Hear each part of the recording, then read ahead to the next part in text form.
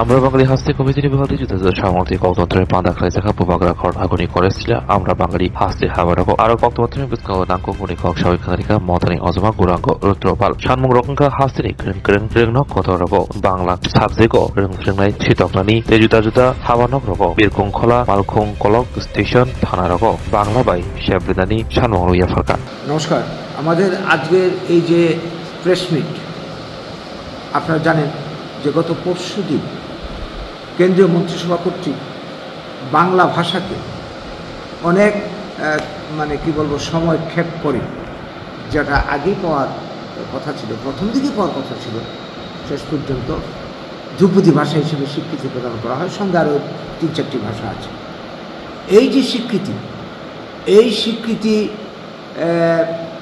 পাওয়ার পেছনে আমরা বাঙালির আন্দোলন ধারাবাহিকভাবে গত 2 বছর ধরে শুধু ত্রিপুরা নয়, পশ্চিমবঙ্গ সহ গোটা বাংলার অঞ্চল জুড়ে চলছে, সেটা সাক্ষী আপনারা নিজেরাই।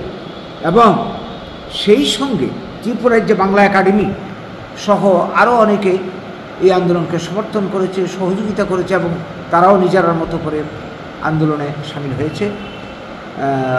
বিভিন্ন ধরনের স্মারকলিপি পাঠানো হয়েছে।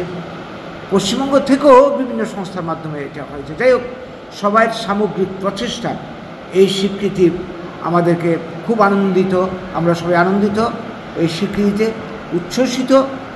এবং এই স্বীকৃতি কাজে যারা যুক্ত এবং যারা এই স্বীকৃতি আদায় করার জন্যে যারা সহযোগিতা করেছেন তাদেরকে আমরা কৃতজ্ঞতা জানাই সবাইকে।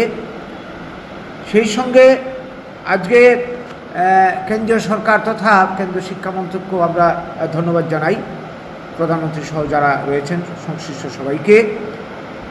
আজকের দিনে যে কথাটা বলার, যে বাংলা ভাষা ধ্রুপদী ভাষা হিসেবে স্বীকৃতির বড় কথা নয়। বাংলা ভাষার যে উন্নত ভাষা, নোবেল পুরস্কারের ভাষা, বিশ্বের অন্যতম মধুর কোমলতম ভাষা এবং 2 দেশের জাতীয় সঙ্গীত, ভারত এবং বাংলাদেশের এবং সিংহল, এত বড় একটা উন্নত ভাষাকে আজকে আমরা কিন্তু সেইভাবে ভারতের সংবিধান যেভাবে মর্যাদা দেওয়ার কথা ছিল আমরা পাইনি। আমরা দেখতে পাচ্ছি সরকারি কাজে বিভিন্ন ভাষায় স্বীকৃতি পেলেও বাংলা ভাষা এখনও সরকারি কাজে স্বীকৃতি এখনও মিলেনি, কাজকর্ম শুরু হয়নি। এটা আমাদের করতে হবে। বাংলা মিডিয়াম স্কুল আমরা ত্রিপুরা, আসাম, ঝাড়খণ্ড, পশ্চিমবঙ্গের অনেক স্কুল বাংলা মিডিয়াম স্কুল বন্ধ করে দেওয়া হচ্ছে। এটার প্রতি একটা অবহেলা কাজ করছে এবং পেছনে আরও অনেক কিছু রয়েছে, আমরা আন্দাজ করতে পারছি। এই জায়গায় দাঁড়িয়ে আজকে এই স্বীকৃতি যথেষ্ট নয়।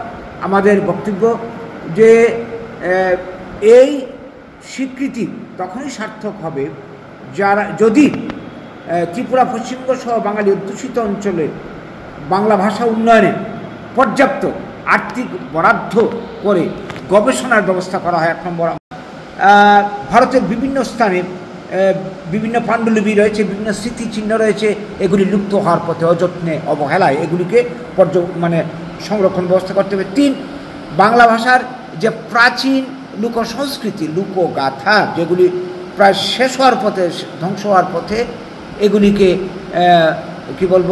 বাঁচিয়ে রাখতে হবে, পুনরুদ্ধার করতে হবে। আপনারা জানবেন যেমন গাজন, ত্রিপুরার গাজন, ভাওয়াইয়া, এই যে বিষয়গুলি এখন হারিয়ে যাচ্ছে কিন্তু, তো এগুলির সংরক্ষণ ব্যবস্থা করতে হবে। তারপর বাংলা ভাষায় এই শিল্প সংস্কৃতিকে যারা বাঁচিয়ে রেখেছেন শিল্পী, তাদেরকে উৎসাহব্যঞ্জক পুরস্কার ব্যবস্থা করার মাধ্যমে উৎসাহ দিতে হবে এবং কর্মসংস্থানের ব্যবস্থা করতে হবে। 6 নম্বর হচ্ছে বিদ্যালয় থেকে কলেজ স্তর পর্যন্ত বাংলা ভাষার সাবজেক্ট টিচার ভ্যাকেন্ট পড়ে আছে, নেই, সাবজেক্ট টিচার নেই, পঠন পাঠন ব্যাহত হচ্ছে, সর্বস্তরে শিক্ষক নিয়োগ করতে হবে বিশ্ববিদ্যালয় স্তর পর্যন্ত। 7 নম্বর, জয়েন্ট এন্ট্রান্স সহ যত ধরনের প্রতিযোগিতামূলক পরীক্ষা আমাদের দেশে যার মাধ্যমে চাকরি হচ্ছে কেন্দ্রীয় স্তরের এবং রাজ্য স্তরের, এই সমস্ত চাকরির প্রশ্নপত্র ইংরেজি এবং হিন্দিতে একদিন চলছিল, এগুলি বাংলায় চালু করতে হবে সব জায়গাতে। 8 নম্বর, অফিস, আদালত, থানা, প্রশাসন সহ সরকারি সমস্ত কাজে, রেল, বিমান পরিষেবা, ডাক, ব্যাংক, আজকাল আমরা দেখছি বাংলা ভাষা সরিয়ে সেখানে হিন্দি এবং ইংরেজি চালু করা হয়েছে। আমি তো রাজ্য সচিব ছিলেন আপনারা, আমার ডান পাশে যিনি আছেন অশোক কুমার দাস, আমরা কেন্দ্রীয় কমিটির সদস্য। আমাদের মহিলা সমাজের রাজ্য সচিব সুমতি দেব, তার ডান পাশে যিনি আছেন গৌরী দেব বর্মা, আমাদের রাজ্য কমিটির নির্বাচিত সদস্য। আমার বাম পাশে যিনি আছেন দুলাল ঘোষ, রাজ্য কমিটির মনোনীত সদস্য।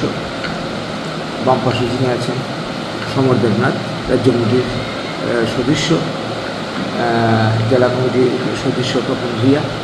পেছনে আছে এখানে শিল্পী দাস, মহিলা কমিটির রাজ্য কমিটির সদস্য। তারপর সুপর্ণা রায় মজুমদার, আমাদের বাঙালি মহিলা সমাজের সদস্য এবং আমরা রাজ্য কমিটির যে এই সমস্ত জায়গাতে বাংলা ভাষাকে ব্যবহারিক ক্ষেত্রে নিয়ে আসতে হবে। যদি এই পদক্ষেপগুলি নেওয়া হয় তবেই একমাত্র এই স্বীকৃতি দেওয়া সার্থক হবে বলে আমরা মনে করি। আজকের দিনে দাঁড়িয়ে এই দাবি আমরা কেন্দ্রীয় সরকারের কাছে রাখছি আপনাদের মাধ্যমে, এবং এই দাবি আদায়ের প্রশ্নে আপনাদের সার্বিক সহযোগিতা আগের মতো আমরা চাইছি, এবং গোটা রাজ্যের এবং গোটা দেশের বাঙালি বুদ্ধিজীবী বিদ্বৎ সমাজের সাহায্য চাইছি। এই বার্তাটুকু দেওয়ার জন্যে আজকের আমাদের এই সাংবাদিক সম্মেলন আয়োজন।